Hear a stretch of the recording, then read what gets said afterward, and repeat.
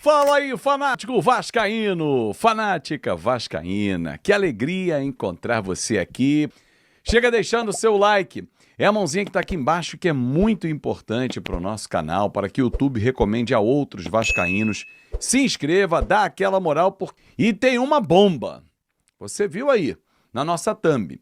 Dívida milionária, gerada pelo descaso, pelo... deixa pra lá. O Márcio Nicolai quer saber se o marroquino Ziyech pode pintar no Vasco. Cara, o Ziyech é muito bom de bola. E é o tipo do cara que não me parece caber no orçamento do Vasco. Estava falando agora há pouco sobre a capacidade financeira do São Paulo, né, do Corinthians. Cara, o Vasco segue com muitos problemas, muitos mesmo. Muitos. Porque a SAF não veio, a negociação, enfim. E o Ziyech hoje está jogando no Al Duhail do Catar. Ele se mudou recentemente, né? Estava no Galatasaray e deve estar ganhando um caminhão de dinheiro para atuar na Turquia. Na Turquia, não. Já ganhava na Turquia, foi ganhar certamente mais ainda no Catar. 12 jogos, 1 gol e 1 assistência. O Claudio Honor Barbosa. Boa noite, Nicola. Qual a realidade do Vasco em contratações? Existe chance de novas contratações? Existe.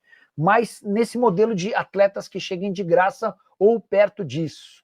Thiago Mendes já desembarcou no Rio, passou por exames médicos, contrato até dezembro de 27, ele começa ganhando 500 mil mensais, mas com bônus pode alcançar até 800 mil por mês. Anderson Daronco será o árbitro sábado lá em Brasília, 6h30 da tarde, na volta do Campeonato Brasileiro, 13ª rodada. O Vasco da Gama encarando a equipe do Botafogo. E Anderson Daronco será o soprador do apito, que ele não faça merda, que não comece a picotar o jogo, né? Que o Daronco tem essa característica, ele apita para ele chegar no lance, né? Tá pesadão, não tá naquela forma física ideal, enquanto outros árbitros estão por aí realmente indo muito bem. O Daronco já tá numa outra fase da carreira profissional, mas ele foi escolhido para ser o árbitro de Vasco e Botafogo lá no Mané Garrincha. Lembrando que o jogo é sábado, 6h30 da noite. Na sequência, domingo, o time, a delegação, né, já embarca para Quito, porque terça-feira tem o início da repescagem da Sul-Americana diante do Independente Del Valle. Bom, Thiago Mendes. Thiago Mendes ainda não assinou o contrato definitivo com o Vasco porque está passando por exames médicos. O departamento médico do Vasco, comandado pelo Dr. Gustavo Caldeira, é muito criterioso, é muito cuidadoso nessa análise, já vinha conversando com o atleta, já sabe do histórico dele e agora está fazendo um scanner no atleta para que ele possa assinar contrato e o vínculo de 2 anos e meio com o Vasco da Gama. Vasco que segue no mercado, buscando pelo menos um ponta, mas a tendência é que traga 2, principalmente depois da grave contusão do atacante Adson. Então o Vasco segue no mercado em busca de atacantes. Ah, mas vai buscar zagueiro, lateral, volante. Volante não mais, Thiago Mendes veio. Meia, se tiver uma oportunidade, zagueiro só se alguém sair. Essa é a realidade. Laterais, ninguém fala, a não ser que haja uma negociação. Há jogadores nessa janela, que está abrindo hoje, inclusive, que estão à disposição. Puma Rodrigues é um deles. O Piton pode acontecer uma grande proposta por ele? Pode. E ele pode deixar o Vasco, por isso que o Leandrinho já voltou. Riquelme é um jogador que foi reintegrado para ser negociado. Esforça é um atleta que também pode ser negociado. Jean Davi da mesma forma. Então o Vasco está buscando agora nessa janela abrir um pouco de espaço, até porque jovens da base começam a subir e pedir espaço com o técnico Fernando Diniz. Uma outra informação, e amanhã eu vou desmembrar um pouco mais até, mas o CT do Vasco da Gama, o CT Moacir Barbosa, está passando por um processo de remodelação, né? A área molhada, que você já sabe, nós já falamos aqui, está ficando pronta, é uma área que vai ser fundamental para a recuperação dos atletas, algo que não existia dentro do CT do Vasco da Gama. O Vasco, inclusive, o Carregal falou isso no nosso podcast, atletas ficavam dentro daqueles tonéis, né? Um barril para fazer a banheira de gelo. Tem vários momentos da recuperação de um atleta pós-partida ou pós-contusão, pós-cirurgia, que ele precisa da água, seja uma piscina, seja uma hidro, e ele vai ter essa área molhada inaugurada agora nos próximos dias. Só que o CT está passando por outras mudanças. Estacionamento está todo sendo refeito, cobertura para os carros, tem ponto agora, vai ter ponto também para os atletas de ponto elétrico para o abastecimento dos carros, né? Quem tiver um carro elétrico, quiser carregar. Vai ter melhorias também na sala de imprensa em breve. Há algumas outras estruturas que estão sendo colocadas num caráter já definitivo para quando for feita a ampliação do CT, essas partes sejam moduladas ao novo CT do Vasco da Gama, aos poucos, porque é muito caro. O orçamento é na casa de 30 milhões de reais para fazer o CT que o Vasco gostaria e até o final do ano, mas está mais difícil. O Vasco vai dando um conforto e uma qualidade de trabalho para quem está por lá. Bom, última informação antes da notícia principal. O Vasco vai começar hoje uma pintura na arquibancada de São Januário, limpeza da arquibancada. Dia 19 tem jogo com o Grêmio. Então o Vasco tem aí 8 a 9 dias para poder botar a casa em ordem, e a previsão é uma semana, para dar um conforto ao torcedor, uma visão melhor. Ah, mas vai ser reformado. E não é por isso que vai esperar a reforma, que deve ser no ano que vem só, para começar a fazer melhorias, né? Tem que ter a manutenção, e a manutenção é fundamental.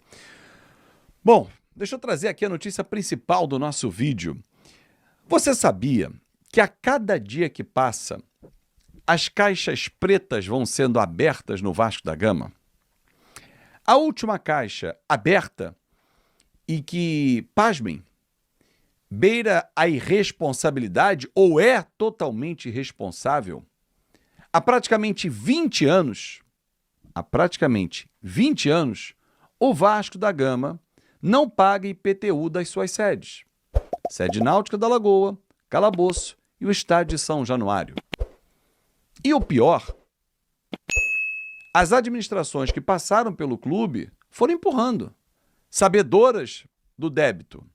O Vasco agora está levantando todas as certidões, até por conta da reforma de São Januário, e viu a dívida. Sabe de quanto é, torcedor, a dívida com o IPTU? 2 milhões de reais. Quem fez a dívida? Os gestores anteriores. E eles vão pagar? Claro que não. A diretoria do Vasco, na frente do presidente Pedrinho, procurou os órgãos competentes para poder fazer o acordo. E ouviu dos responsáveis que poucas vezes, ou quase nenhuma vez, um responsável do Vasco procurou para negociar o débito. E isso tem sido algo recorrente de credores. Por isso o Vasco foi buscar a recuperação judicial, os acordos, para, olha, eu não consigo pagar tudo, mas eu consigo pagar tanto. Cara, será que é tão difícil assim ser correto com quem você deve? Olha, eu não consigo te pagar 100, mas posso pagar 50 em 10 vezes? Cara, isso é um absurdo total, porque aí depois nós, torcedores, queremos um time forte, não tem como, tem que pagar a dívida que essas pessoas fizeram com o Vasco.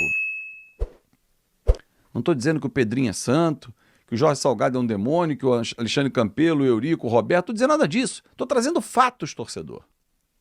Uma dívida de 2 milhões de reais em IPTU, ela não nasce em janeiro de 2024. Mesmo que você não tivesse pago nenhuma IPTU desde lá. Cara, isso é um absurdo. Tem que ser responsabilizado. Passou da hora do Vasco mudar o seu estatuto e responsabilizar os seus dirigentes. Como o próprio Pedrinho está com seus bens e do Carlos Amodeu, que é o CEO da SAF, na reta da recuperação judicial, qualquer intercorrência, qualquer dor de barriga que der, os bens vão para jogo, os dos administradores do Vasco da Gama, Clube de Regata Vasco da Gama, também tem que estar lá. Isso é uma vergonha. Porque aí você precisa despender de 2 milhões de reais, mesmo que parcelados, porque assim serão pagos, para poder colocar em dia a dívida que o Vasco tem. Você já imaginou sofrer penhora, ser despejado? Olha que cagada que... Meu irmão, não é possível que quem passou no comando do Vasco, todos, e também os conselheiros, os beneméritos, que aprovavam as contas, olhavam, não questionavam, que vocês consigam dormir tranquilamente e botem a cabeça no travesseiro. A nossa situação hoje, ela é gravíssima por culpa de todos que passaram até aqui nas administrações. A culpa não é minha, a culpa não é sua, torcedor. Mas de quem passou na administração, sim. Quem teve a caneta e pôde mudar. E nada fez. Pelo contrário, só aumentou, potencializou a dívida do Vasco da Gama. Isso é uma vergonha e eu não aceito. E aí pessoal, beleza? Não se esqueçam de se inscrever no canal, deixar o seu like e ativar o sininho das notificações, o que é muito importante para o crescimento do nosso canal. Aqui trazemos as principais notícias do Vasco todos os dias para vocês. Um forte abraço e até o próximo vídeo. Tamo junto!